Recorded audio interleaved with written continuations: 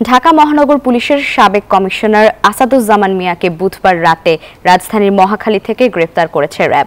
খিলগাঁও থানা ছাত্র দলের সাবেক সাধারণ সম্পাদক নুরুজ্জামান জনি হত্যার অভিযোগ মামলায় তাকে গ্রেফতার করা হয়। পরে তাকে ডিবি হেফাজতে রাখা হয়। সকালে আসাদুজ্জামানকে আদালতে হাজির করে রিমান্ড আবেদন করতে পারে পুলিশ। বুধবার রাতে রাজধানীর মহাখালী ফ্লাইওভার এলাকা থেকে গ্রেপ্তার হন পুলিশের সাবেক কমিশনার আসাদুজ্জামান মিয়া। এরপর তাকে খিলগাঁও থানা পুলিশের কাছে হস্তান্তর করা হয়। পরে র্যাবের পক্ষ থেকে জানানো হয়, খিলগাঁও থানায় দায়ের করা মামলায় গ্রেপ্তার করা হয়েছে তাকে। এনজিওর কিস্তি প্রথমবার বিকাশ পেমেন্ট করলেই 20 টাকা instant cashback.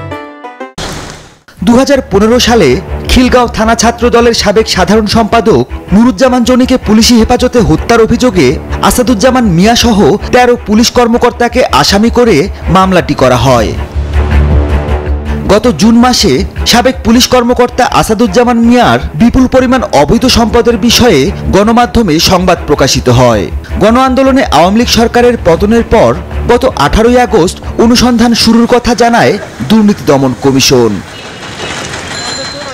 Mahmudul Hasan, news 24, Dhaka.